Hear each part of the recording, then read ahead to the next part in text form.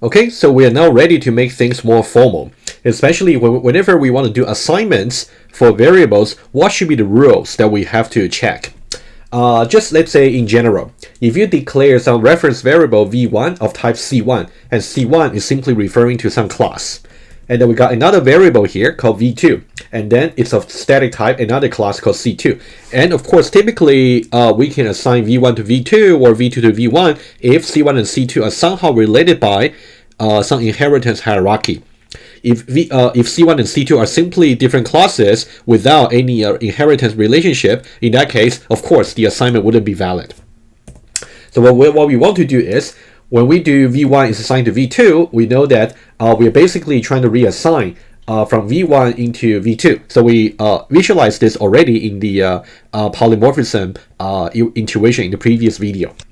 Okay, so now whenever we assign v1 to v2, we say that we are trying to substitute v1 of type c1 by v2 of type c2. Okay, we actually spoke about this such substitution previously, and there will be some rules that we have to obey. And we already talked about the intuition and also the rules informally in the previous video. Let's make it formal and just go over some examples, and then we are done for the rules. Okay, for the rules of substitution, there are two parts over here. We need to talk about what's valid and also what's invalid. Let's talk about a valid case.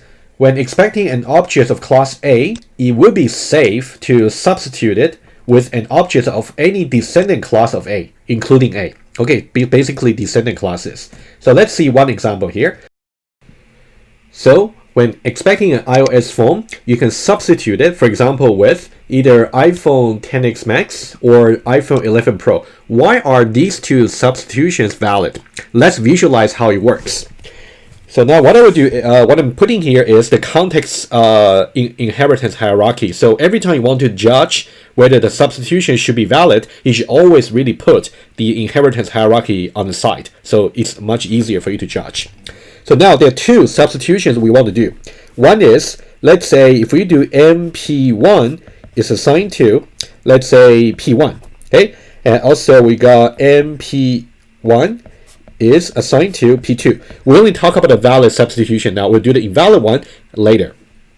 Okay, let's now try to identify where we are in the inheritance hierarchy. So now let's do the left-hand side.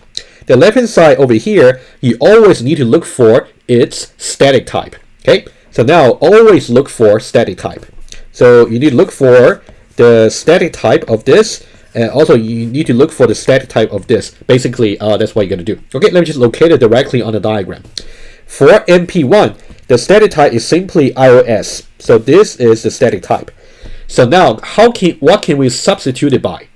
The idea would be we want to substitute it by any class which can support at least as many expectations that's expected on iOS. So what's really expected on iOS? Well, it will be Surf Web, FaceTime, and also whatever that's inherited from its ancestor, which will be Dial and Surf Web. So these are the least expectation we want to be able to support in order to substitute for the iOS. So now what can really fulfill that? Well, apparently if you see diagrammatically, it can be either iOS itself or it can be any of its descendant classes, which will be iPhone XS Max and also iPhone 11 Pro. So that means P1 over here, you can see its static type is exactly this class over here. So that's why that substitution is valid. Similarly, for P2, its static type is iPhone 11 Pro, which is another descendant class of iOS. So you can see even though iPhone 11 Pro has an additional feature over here, that's okay, because as far as satisfying the iOS expectation is concerned for my MP1, so we are safe. All right, so that's about the first example I want to talk about for safe substitutions. Let's go back there to talk about okay, so this is the rationale.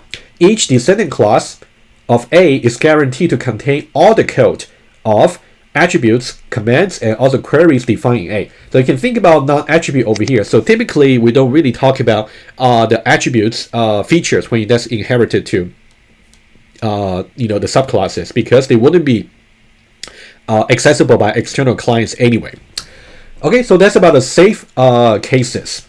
And then you should really try to read this rationale again to see if that really makes sense to you in general. But you can definitely see the example. Hopefully that will make it more concrete for you.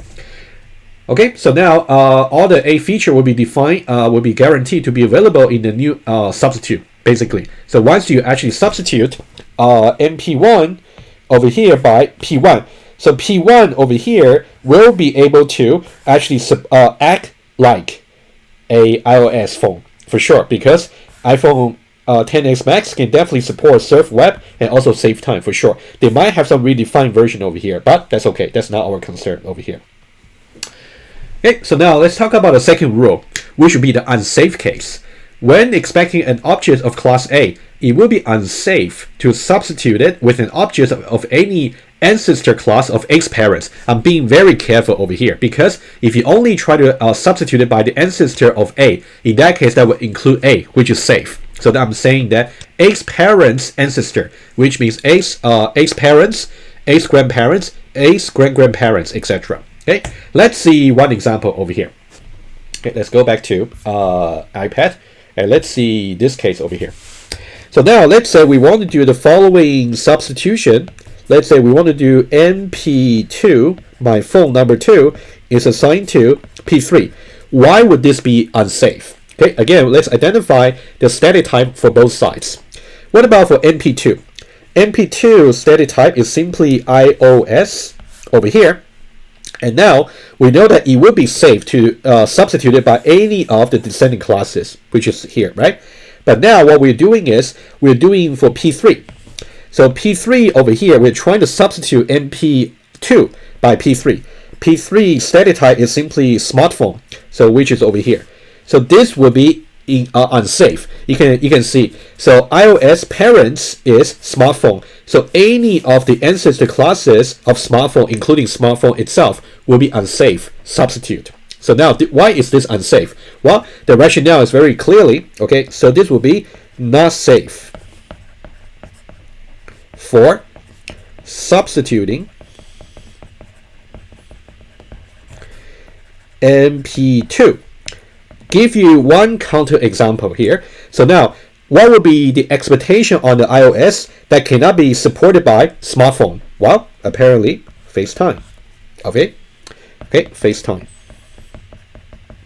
So this is saying that if this particular substitution was allowed, in that case, part of the expectation on the MP2, which is iOS, would be FaceTime.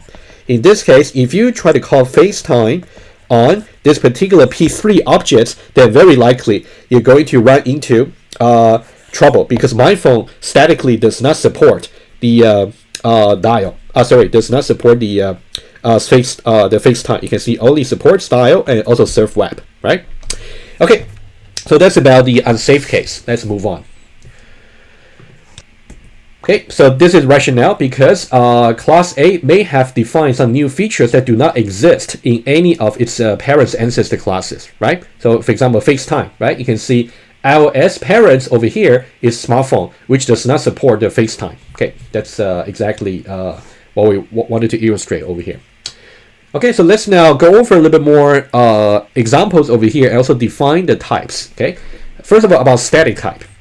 A reference variable static type is what we declare that to be. Okay, for example, if you declare Jim to be of type students, so student is the static type for Jim. If I also can declare the static type of my phone to be smartphone. And the static type of a reference variable never ever changes. So once it's declared, it's going to be of use by the compiler. So it never changes. Only the dynamic type might change at the runtime when you start executing your code. For a reference variable v, its static type, for example, some class C, it can be students, can be smartphone, can be any class, defines the expected usages of v as a context object. So that's really the expectations that we have talked about along the way. Okay, it's really important for you to realize once you declare the static type for the variable, you're gonna have a fixed expectation. Okay, and then a feature called v.m is compilable if m is defined in C. So what do I mean by that? Let's see some example. Let me show you two possible designs over here. So let's say design number 1 versus design number 2. Okay, so let's see very quickly. So this again, first let's consider the inheritance hierarchy for the student example. Design number 1. If the static type is Jim, so that means when you say Jim as the context object, which means Jim dot. So now, what can be expected to be here? Well, apparently here will be whatever that's defined in the student class, and we have talked about this so many times. So that will be the name, the courses, register, and also tuition. So as soon as you declare Jim to be of static type, students, so whatever you can call using dot on Jim will be fixed already. So that'll be the name, courses, register, and tuition. On the other hand, for the same variable, if you in a alternate universe, let's say if you try to declare Jim with a different type in a different program, let's say completely different program, different projects. If Jim was declared to be resident students as a static type, in that case, what would be allowed to be called on Jim as the context objects? In that case, are we going to get a larger list or are we going to get a smaller list? Well, since the resident students is strictly lower in the inheritance hierarchy, so we know from the previous part of the lecture, so this will be give you strictly wider expectation. So now, not only that it's going to inherit everything from its parent class, which will be the name, courses, and also register, and also tuition, but also we're going to get all the new attributes from this particular class. So premium rates and set premium rates, and also set premium rates. So now if you really compare these two designs over here, design number 1 and also design number 2, there is no right or wrong, but you have to know which one you want to go for in order to get the right level of expectation. You can think about design number 2 has wider expectation on Jim, because its static type over here is at a strictly lower position compared with the static type in design number 1. Let's see one more example over here using the smartphone example. Okay, it will be also very obvious. So now I'm going to just show in a slightly different way. Design number 1 versus design number 2. Which one allows wider expectation of the variable in question? Well, apparently it should be design number 2, right? So now let's think about this. Design number 1, the static type is smartphone, versus design number 2, the static type is iOS over here. Apparently you can see the static type that we chose for design number 2 is strictly lower. So we know that that one there is going to give my phone a strictly wider expectation. Okay, so now let's write it down. Okay, so for design number 2, when in contrast with design number 1, so this one has wider expectation. Especially, what would be the feature that we can call on MP in design number 2, but we couldn't in the MP in design number 1? Well, apparently, just FaceTime, right? Apparently, so now FaceTime will be okay. However, in design number 1, if you say MT dot FaceTime in design number 1, in this case, it will be invalid because smartphone over here has not declared FaceTime at this level. Okay, so that's about really the expectation that's declared by the static type. It's a very, very important principle you want to keep in mind.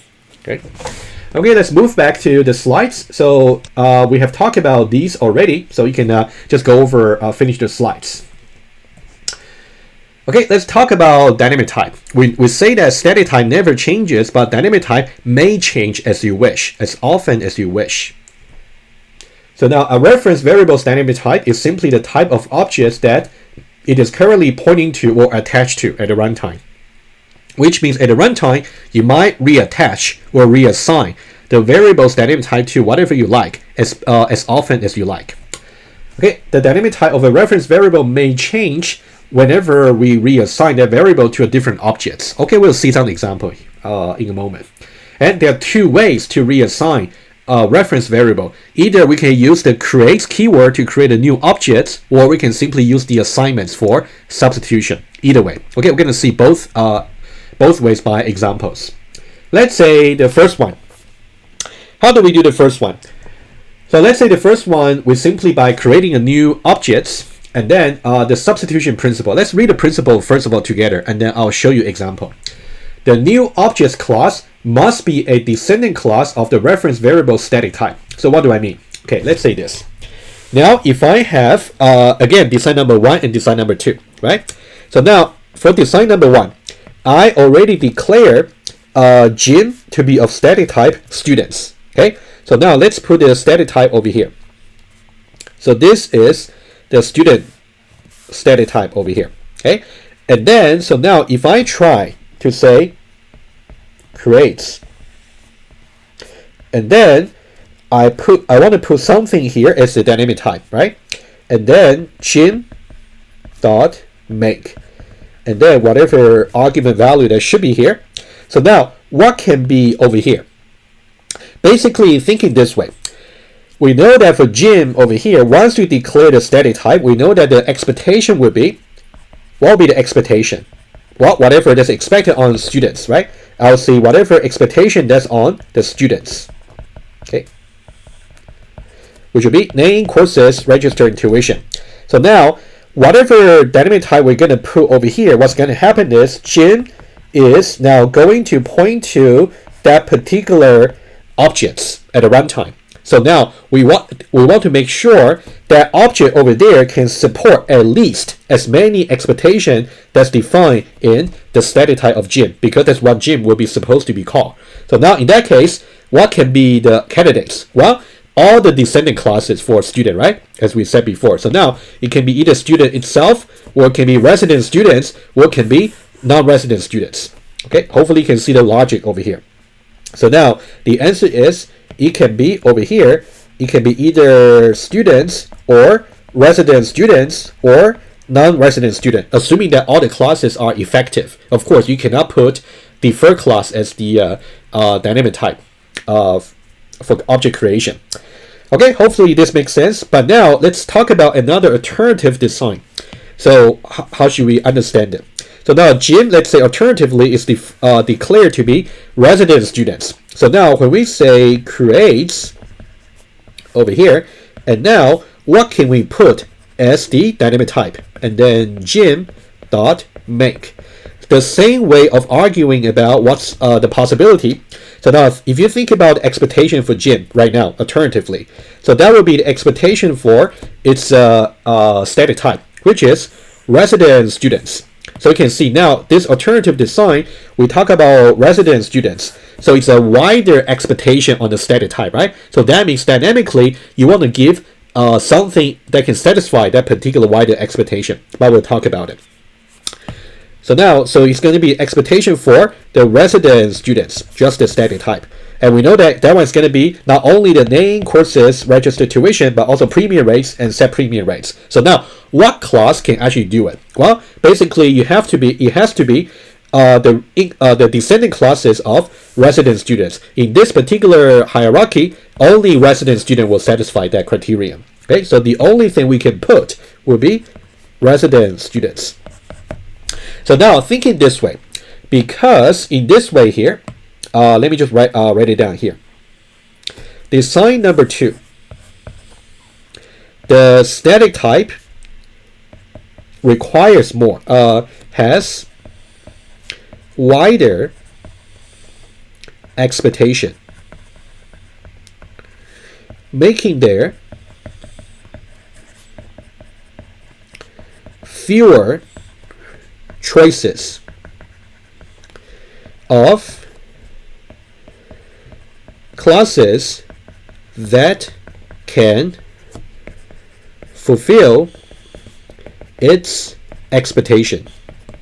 So that is why the only valid class that can serve as the dynamic type will be only the resident students. But student in this case is definitely not possible. Okay, hopefully that makes sense to you. All right. That's about the first way of changing the dynamic type, which is when you use a create keyword. Okay, let's come back here, and that one there simply just basically repeating what I just illustrated. So I'm gonna let you read the slides. Okay, just notice that again inside the curly brackets it will be the dynamic type. Okay, Okay, okay, so now give an alternative over here, and then we got student, okay, etc. Okay, so now notice that if you say resident students, okay, that's what it's trying to say is, so now we know that the only one that's actually valid would be the resident student. For example, if you try to put in over here, you simply put students. In that case, we know that it's not going to actually fulfill the expectation. Students definitely cannot fulfill the expectation on the resident student. For example, student does not support the premium rates, right? So this is not going to compile if you put it there. That's basically what the slide is trying to say. All right. Okay, so that's the first way of changing the dynamic type. So let's talk about the second way of changing the dynamic type, which is by doing a reassignment. For example, if you do V is assigned to other, the dynamic type of V is going to be changed to the dynamic type of other because you're creating aliasing. So that's something I would like to illustrate to you. Let's see one example over here. Okay, let's say over here we got three variables. We got Jim, we got RS, we got NRS. And we're creating these three variables, and for simplicity, we simply just put the dynamic type just to be the same as their static type, just for simplicity, because we want to see how the reassignment can change their dynamic type. Let's see the first one. What about Jim? So when we say Jim, it's going to be of dynamic type students. So Jim is going to point to a student class. Whenever you put a title in the box, that's a dynamic type. So it's going to be J. Davis. And what about the second object here? What about RS? It's going to be also just fine, just J. Davis. So now also going to be RS, just another students with the same name. Let's say J. Davis. Okay, we got another one over here, NRS, also J. Davis. J. Davis. And notice one thing here, you can see the way I draw the these two attributes over here, these two objects, you can see all of them got names and courses, the common attributes, because they all inherit from student class. However, for resident student to visualize it, you got to put the premium rates, and for non-resident students, you must put the discount rate. Notice the subtlety over here. So now all is well. So now we're going to look at the reassignments. Okay, let me just do the first one to tell you how you can judge. So now how do we know whether this substitution should be allowed? Well, that's what we kept saying in the previous slides.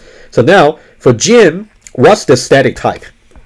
For Jim, the static type is simply just students. And for RS, what is the static type? So the static type is, as declared over here, resident students. Basically, you're really asking whether RS can fulfill the expectation of S. In this case, yes, because RS is indeed a descending class of S. Okay, so this will be okay. So this is actually okay. So if this is actually okay, in that case, what we will do is we're going to reassign Jim to RS. So Jim, rather than pointing to over here, Jim is going to point to this particular object. So we effectively change the dynamic type of Jim from students into resident students. Okay, so over here you can think about changes dynamic type of Jim from students to resident students. Okay, let's try to complete the rest. And now, what about this one here? When we say RS is assigned to Jim, apparently this is not allowed because the static type of Jim is actually students which cannot fulfill the static type of RS, which is resident student. Can student fulfill resident students? No, it cannot, because resident student might be expecting premium rates, which cannot be supported by a student. That's something we kept saying. So this will not even compile. Okay, and then if you do Jim is assigned to NRS, it will be valid for the similar reason I'll leave you to justify. Okay, so this one will be okay. So that if we do that, let me just use orange. If we really do this, so that means we're going to say RS, sorry. So this will be okay. Okay, so that means Jim is going to be reassigned to NRS. So Jim, rather than pointing to this RS objects, Jim is now going to point to wherever NRS is pointing to. So now we again, for this valid reassignments, we again changes its dynamic type. So now I'm going to put it here. This will changes dynamic type of Jim from used to be resident students to non-resident students. Okay, you can see wherever the pointer is going, that denotes the latest dynamic type. Okay, finally, if you look at this particular reassignments, should that be allowed? Well, apparently not. Jim, being a student statically, cannot fulfill whatever that's expected on RS, the static type of RS, which is resident student, right? So you can see this is definitely not possible. All right. Well, apparently, I think what I meant to put over here would be maybe if you try NRS rather than RS, it will be invalid either. Okay, it also will be invalid. So for the similar reason.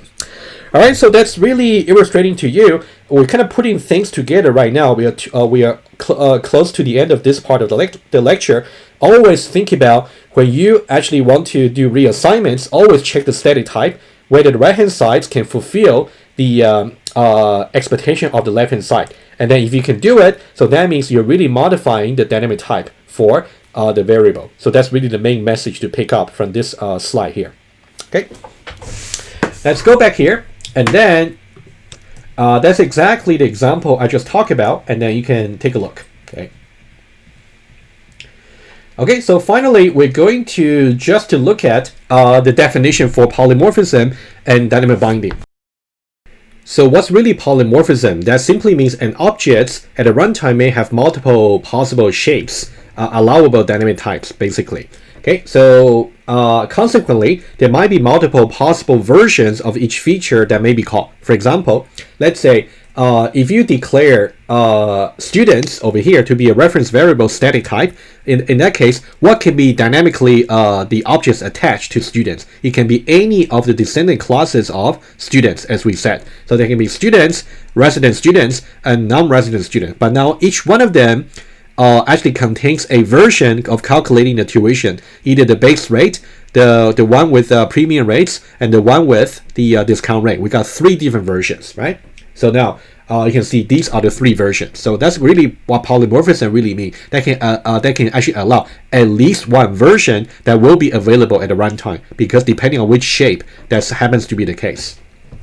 And polymorphism is very related to dynamic binding, because once you know there might be different possible shapes for the objects, dynamically, what behavior should a feature called be should a feature called exhibit? It really depends on the actual current shape. That's why I put a current shape over here, right?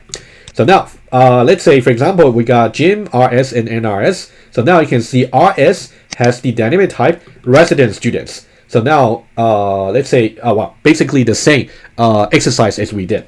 So now this assignment will be valid. So that means Jim is now going to point to dynamically what RS is pointing to, which is resident student. Right? We have seen that visualization already. So now in this case, if you say Jim.tuition, which version of the tuition are we going to call? So we're going to call not the student version anymore, because Jim's dynamic type has been changed after this reassignment to wherever RS is pointing to, which is resident student. So it's going to call the premium rate version in the resident students. And then what if we say Jim is reassigned to NRS? In that case, Jim's dynamic type is changed again to that of NRS. And NRS has the dynamic type of non-resident student. So that means when you say Jim.tuition is going to call the non-resident students version. Okay, so that's really dynamic binding. Okay, please make sure you understand what's how this works, and also the definition between polymorphism and also dynamic binding. We have learned about the intuition, the rules of substitution, and also the formal definition for polymorphism and dynamic binding. Okay, finally, there are more examples over there. So this is exactly what I just illustrated previously, and this one just gives you a little bit more information about what can be the shortcut if you want to write, if the dynamic type just happen to be the same as the static type.